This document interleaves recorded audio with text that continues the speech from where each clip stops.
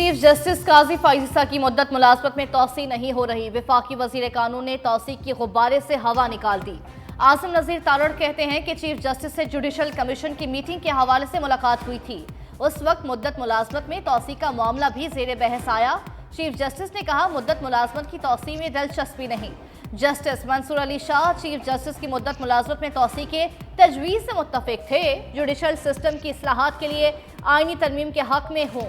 आइन एडहॉक जजेस लगाने की इजाजत देता है। तहरीक इंसाफ के रहनुमाओं पर आर्टिकल 6 का जेन्युइन केस है। तहरीक अदम एतमाद की मौजूदगी में असम्बलियां तहरील करके तहरीक इंसाफ ने आइन की खिलाफ वर्जी की। पिछले साल पीटीआई पर पाबंदी न लगाने का फैसला सियासी माहौल को बरकरार रखने के लिए किया गया था।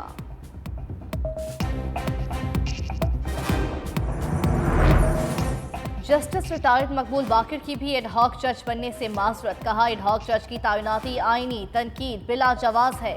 जाती वजूहात के बाइस माजरत की। इससे कबल जस्टिस रिटायर्ड मुशीर आलम भी एडहॉक जज बनने से इनकार कर चुके। जस्टिस रिटायर्ड सरदार तारिक मसूद और जस्टिस रिटायर्ड मजहर आलम मियाँ खेल ने एडहॉक जज बनने पर रजामंदी जाहिर की है। एडहॉक जजेस की तकर्री से मुतालिक चीफ जस्टिस काजी फाइज़ा की सदारत में जुडिशल कमीशन का इजलास कल होगा।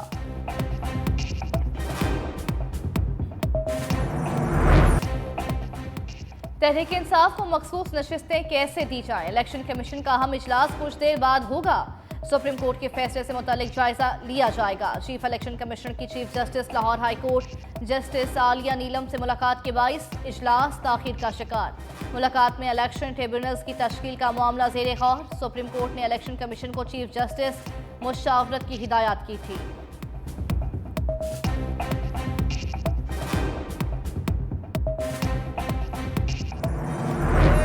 तक आपने इंचार्ज जजेस को लाना और वो भी 3 साल के लिए बदनीयती पर मबनी है। हम नहीं समझते इससे कौम की फलाह होगी, इससे और ही बदएतमादी बढ़ेगी। बहैसियत सेक्रेटरी जनरल पाकिस्तान तहरीक इंसाफ और लीडर ऑफ द ऑपोजिशन कौमी असेंबली में मैं वाज़े तौर पे ये बात करना चाहता हूँ, किसी का बाप भी पाकिस्तान तहरीक इंसाफ को नहीं बैन करता।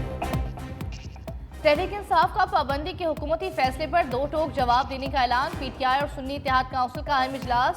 चीफ इलेक्शन कमिश्नर से मुस्ताफी होने का मुतालबा। एडहॉक जजेस के मामले पर सुप्रीम जुडिशल काउंसिल जाने का ऐलान। बैरिस्टर गौहर बोले, सुप्रीम कोर्ट में एडहॉक जजेस लगाना बदनीयती है। सुप्रीम कोर्ट में बाकायदा रिजर्वेशन भिजवा रहे हैं।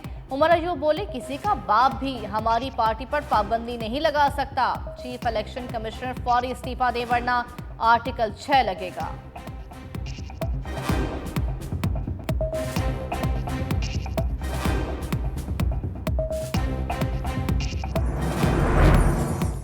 सनम जावेद की गिरफ्तारी गैर कानूनी करार। अटॉर्नी जनरल ने कहा, बलोचिस्तान पुलिस राहदारी रिमांड की इस्तदा पर जोर नहीं दे रही। सनम जावेद को मजीद किसी मुकदमे में गिरफ्तार नहीं किया जाएगा, अपने सूबे जा सकती हैं। जस्टिस गुल हसन औरंगजेब ने वकील से इस्तफसार करते हुए कहा, इंटरनेट पर देखा सनम जावेद बहुत नामुनासिब जुबान इस्तेमाल करती है। आप गारंटी देते हैं कि आइंदा नामुनासिब गुफ्तगू नहीं करेंगी?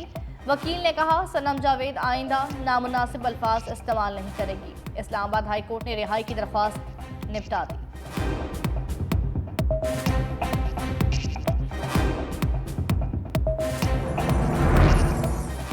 मैंडेट चोर वफाक और पंजाब हुकूमतें ओछे हथकंडों पर उतर आईं। पीटीआई मेंबरान को अगवा करना शुरू कर दिया। तर्जुमान केपी हुकूमत बैरिस्टर सैफ का रद्द-ए-अमल। कहा, रुकने कौमी असम्बली मौज़म जतोई को लापता कर दिया गया। मुजफ्फरगढ़ में नामालूम अफराद ने जमशेद दस्ते के घर दाखिल होकर उन पर फायरिंग कर दी।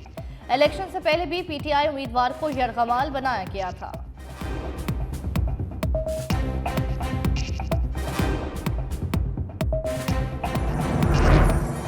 इस्लामाबाद हाई कोर्ट का बानी पीटीआई पर 200 से ज्यादा मुकदमात के इंदराज पर हैरत का इजहार। बानी पीटीआई के वकला से मुलाकातों के लिए दायर दरख्वास्तों पर समाअत के दौरान जस्टिस सरदार एजाज इसाक ने इस्तफसार किया, क्या ये सब जायज़ केस हैं? लगता है ये सब सियासी नताइज वाले ही केसेस हैं। सुप्रिंटेंडेंट जेल ने बानी पीटीआई की मुलाकातों की फहरिस्त जमा करवा दी। एडवोकेट जनरल ने दलाइल दिए, बानी पीटीआई के मुकदमात में नुमाइंदगी करने वाले वकला आते ही नहीं।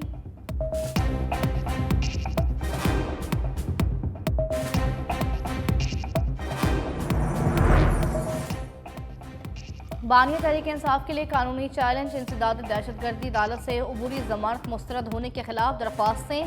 लाहौर हाई कोर्ट में अपीलें समाअत के लिए मुकर्रर। 2 रुकनी बेंच कुछ देर बाद समाअत करेगा। जस्टिस शहराम सरवर और जस्टिस मोहम्मद अमजद रफीक बेंच में शामिल। दूसरी जानिब बानी पीटीआई ने वीडियो लिंक के जरिए एटीसी अदालत पेशी का नोटिफिकेशन लाहौर हाई कोर्ट में चैलेंज कर दिया। वीडियो लिंक पर रिमांड के लिए पेशी का नोटिफिकेशन कल अदम करार देने की भी सदा।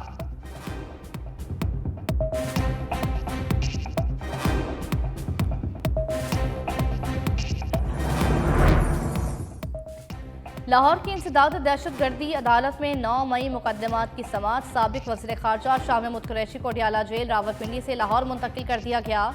कुछ देर बाद एटीसी में पेश किया जाएगा। शाह महमूद कुरैशी के खिलाफ लाहौर में 9 मई से मुतल्लिक मुकदमात ज़ेर समाअत हैं।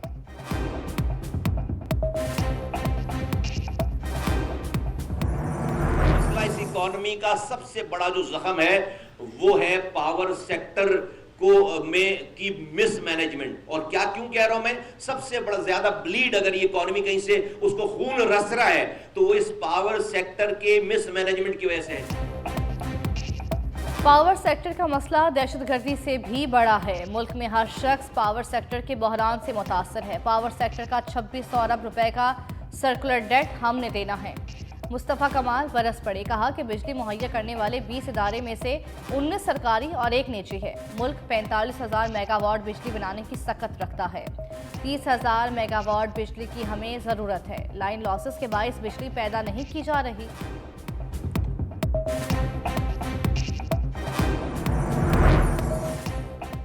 पाकिस्तान स्टॉक मार्केट में कारोबार के दौरान तारीखी तेजी। 100 इंडेक्स में 700 जायद पॉइंट्स का इजाफा। 100 इंडेक्स 81,869 की सतह पर ट्रेड।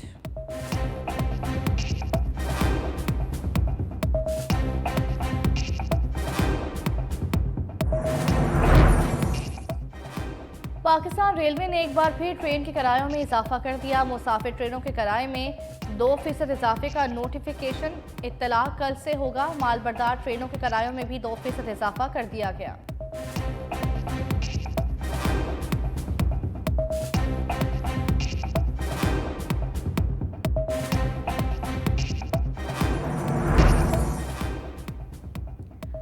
नई नस्ल को मनशियात से बचाने का मिशन। मुल्क में 11 बरस बाद नेशनल ड्रग सर्वे होगा। वफाकी वज़ीर दाखिला और इंसदाद मनशियात ने असूली मंजूरी दे दी। मुल्क भर में मनशियात इस्तेमाल करने वाले अफराद का डाटा इकट्ठा किया जाएगा। वज़ीर दाखिला मोहसिन नकवी की घरों के अलावा तालीमी इदारे, कच्ची आबादियों और दीगर जगहों से भी डाटा जमा करने की हिदायत। कहा इंसदाद मनशियात पर कोई समझौता न होगा।